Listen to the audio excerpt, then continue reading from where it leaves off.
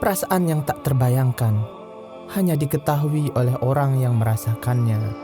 Subhanallah, betapa indahnya perasaan rindu ketika terhiasi dengan pemandangan Baitullah. Allah berfirman, sempurnakanlah haji dan umrah untuk Allah.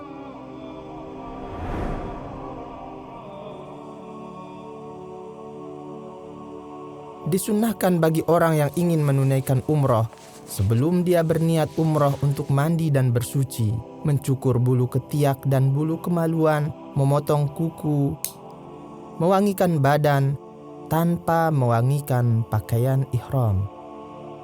Dengan pakaian putih, bagaikan putihnya lembaran yang bersih dari dosa, orang yang umrah memakai pakaian ihram. Adapun wanita, ia mengenakan pakaian yang patut dengan keagungan Baitullah tanpa menonjolkan perhiasannya.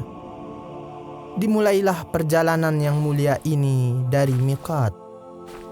Dalam perjalanan menuju Makkah, setiap orang yang berumrah akan melalui miqat kedatangannya.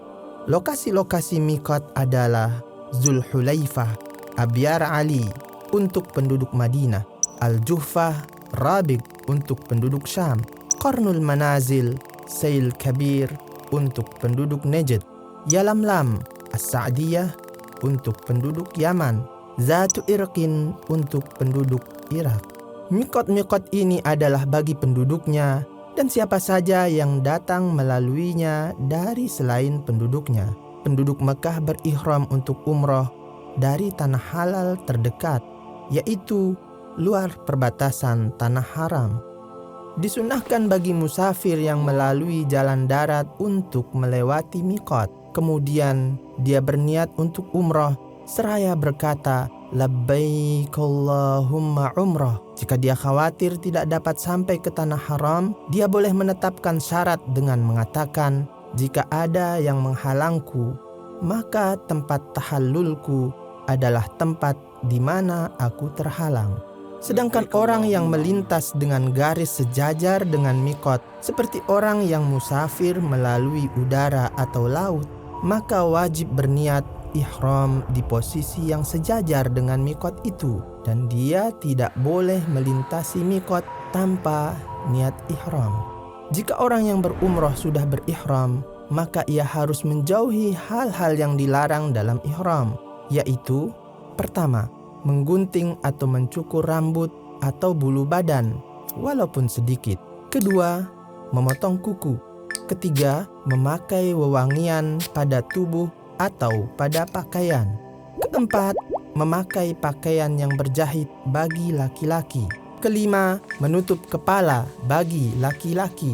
Keenam, bersetubuh atau melakukan hal-hal yang menjadi permulaannya. Ketujuh, membunuh binatang buruan. Kedelapan, memakai sarung tangan, niqab atau cadar bagi wanita. Kesembilan, melakukan akad nikah atau melamar. Dengan penuh hormat, cinta dan pengagungan, seseorang yang umrah masuk ke Baitullah, ia mendahulukan kaki kanan sebagaimana dianjurkan dalam sunnah dengan mengatakan, Ya Allah, sampaikanlah solawat kepada Rasulullah. Aku berlindung kepada Allah yang Maha Agung dengan wajahnya yang mulia dan kekuasaannya yang azali dari godaan setan yang terkutuk. Ya Allah, bukakanlah bagiku pintu-pintu rahmat-Mu. Ketika ia melihat Ka'bah, ia berhenti mengucapkan talbiyah, lalu menuju ke arah Hajar Aswad untuk memulai tawaf di sana.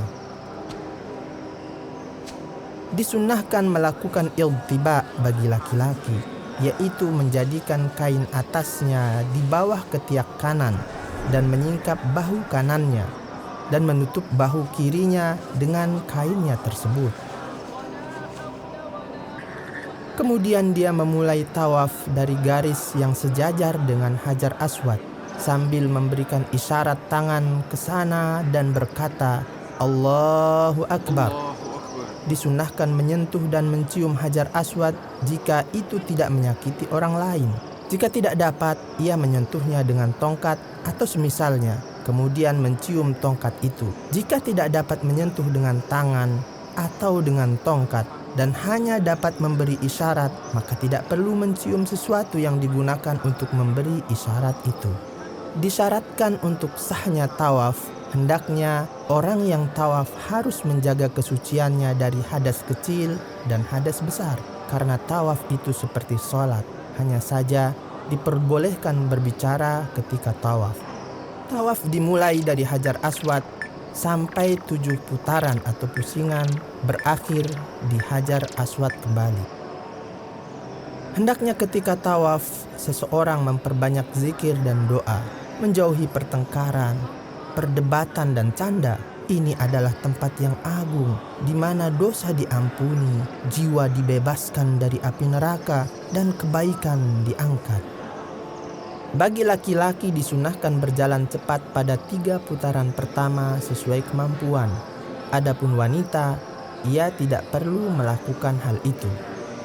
Ketika sejajar dengan rukun Yamani, disunahkan menyentuhnya dengan tangan kanan tanpa menciumnya. Jika sulit untuk menyentuhnya, ditinggalkan saja dan lanjutkan tawaf tanpa memberi isyarat kepadanya dan tanpa mengucap takbir. Disunahkan bagi orang yang berumrah ketika berada di antara rukun Yamani dan Hajar Aswad untuk mengatakan Rabbana atina fid dunya hasanah wa fil akhirati hasanah wa qina adzabannar. Setelah selesai putaran ke-7, dia menutup bahu kanannya dan menuju ke belakang makam Ibrahim, lalu sholat 2 rakaat di sana, jika memungkinkan.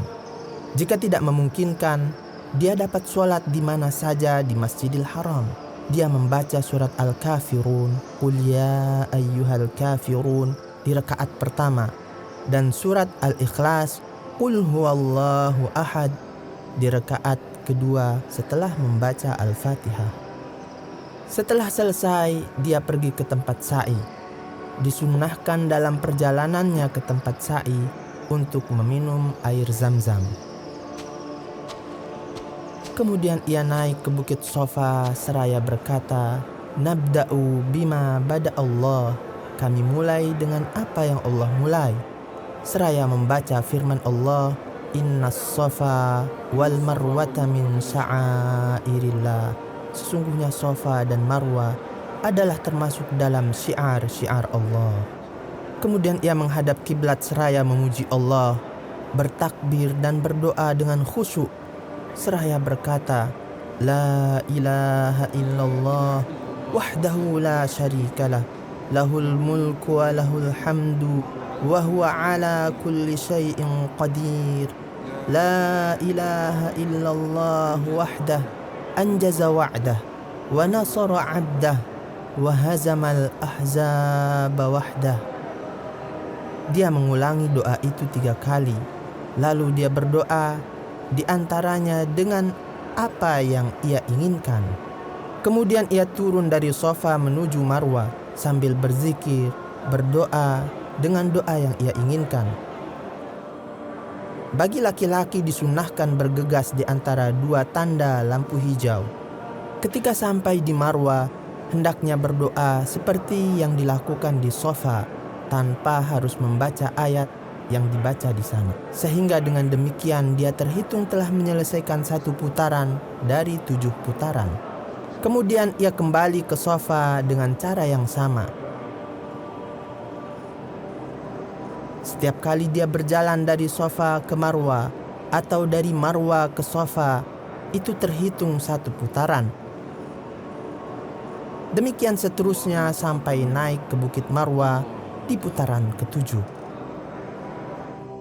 Untuk laki-laki, jika ia ingin tahallul, maka dia mencukur habis kepalanya atau memotong pendek. Adapun wanita, cukup menggunting sedikit rambutnya seukuran ujung jari dari rambutnya. Dengan demikian, seluruh larangan umroh sudah halal baginya. Setelah selesai mencukur atau memendekkan rambut, berarti dia telah menyelesaikan umrohnya. Tidak ada riwayat bahwa Nabi Shallallahu Alaihi Wasallam sholat 2 rakaat setelah umroh.